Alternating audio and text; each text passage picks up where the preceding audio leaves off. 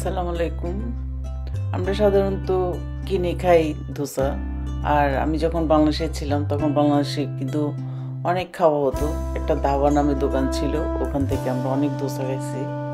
কিন্তু আসলে লন্ডনে আসার পর আমি ওরকম খুব একটা মজার ধোসা আমি পাই নাই। একবার অবশ্য লুটনে খাইছিলাম, ওটাও অনেক আগে। তারপর চিন্তা করলাম যে ধোসা খাবো, তখন এই প্যাকেটটা নিয়ে আসছি। আসলে ঘরে বানালে কিন্তু অনেক মজা হয়। আর আমি এটার জন্য দুইটা টপিংসও বানাইছি। প্রথমে এটাকে আমি মিক্সড করে নিব। এক প্যাকেটের সাথে 800 গ্রাম পানি লেখা আছে, তো আমি ওভাবেই মেজারমেন্টটা করলাম। আমি মাখিয়ে তারপর এটা আমি 30 মিনিটসের জন্য রেখে দিব। এর মধ্যে আমি টপিংসগুলো রেডি করব। আর টপিংসের জন্য আমি আলু এক সাইডে সিদ্ধ বসাই দিছি আর ডিম বসাই দিছি। আমি ডিমের একটা ভর্তার মতো করব, আবার আলুকে কেটে একটা আলুর কারি করব। তবে দোসার সাথে মাংস দিয়েও খাওয়া যায়, আবার দোসা তারপর নারকেলের চাটনি দিয়ে খায়। কিন্তু আমার নারিকেল খেলে আবার আমার একটু প্রবলেম হয়, সেই জন্য আমি এগুলোই করছি। আধা ঘন্টা আমি মাখাই রেখে দিছি। এরপর পেঁয়াজটাকে একটু ভেজে এখানে আমি একটু হলুদ, মরিচ, ধনিয়া, জিরা এগুলো দিয়ে আলুটাকে আমি রান্না করে নেব। আলু আমি আগেই সিদ্ধ করে নিচ্ছি।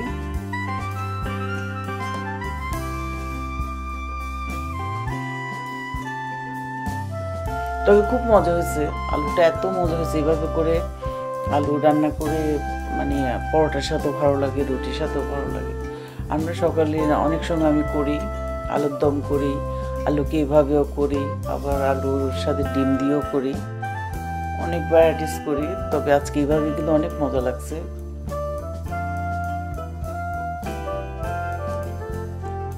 কাঁচামরিচ, টমেটো সব দিয়ে তারপর আলুগুলোকে আমি তো আগেই বয়েল করে নিয়েছি, আলুগুলোকে আমি ছোট ছোট করে টুকরো করে দিয়ে দিচ্ছি।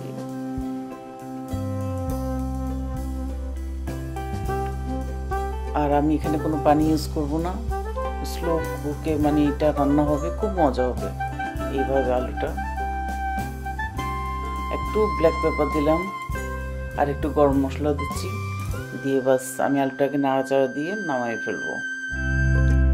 আর যে আমি 3টা ডিমকে বয়েল করে নিয়েছি, ওখানে আমি পেঁয়াজ, কাঁচামরিচ, ধনিয়া পাতা আর লবণ দিয়ে বাস ওটাকেও আমি একদম মাখাই নিচ্ছি।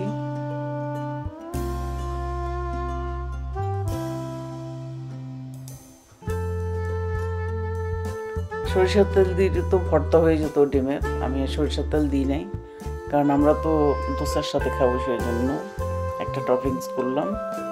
তারপর এখন আমি একটা প্যান বসাই দিছি। প্যানের মধ্যে প্রথমে আমি একটু তেল দিয়ে, গরম যখন হবে তখন আমি টিস্যু পেপার দিয়ে এটা মুছে নিব। এরপরে যে 1 চামচ দিয়ে দিলাম, আর দিয়ে চামচ দিয়ে এভাবে করে ঘুরাই নিতে হবে।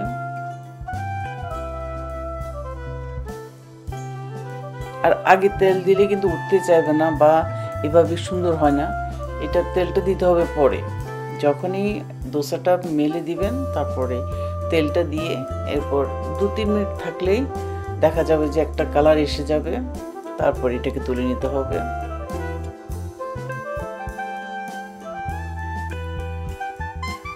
এই যে উপর দিয়ে সুন্দর হয়ে গেছে, আবার কালারটাও এসে গেছে। এরপর এই যে অটোমেটিকই উঠে যাচ্ছে, কোনো কষ্ট করতে হচ্ছে না। দোসা ফ্রেশ দোসা খেতে এত মজা। আমি আরো একটা বানিয়ে দেখাচ্ছি। আমরা সাধারণত দোকানে গেলে এই গোলটাও দেয়, আবার 3 কোনা করেও একটা দেয়, তো আমি ওইটাও বানাচ্ছি। এই যে এটাও হয়ে গেছে।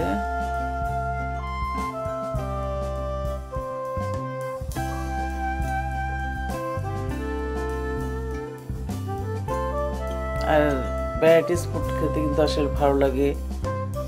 আশা করছি ভিডিওটা ভালো লাগবে। ভালো লাগলে অবশ্যই লাইক করবেন, শেয়ার করবেন, আমার চ্যানেলকে সাবস্ক্রাইব করবেন এবং আমার ফেসবুক পেজকে লাইক করবেন। আর দেখেন কি সুন্দর হয়েছে। আমরা এই দুইটা দোসা আজকে রাতে আমাদের ডিনার ছিল। আজকে এই পর্যন্তই। নেক্সট ভিডিও দেখার আমন্ত্রণ রইল। আল্লাহ হাফিজ।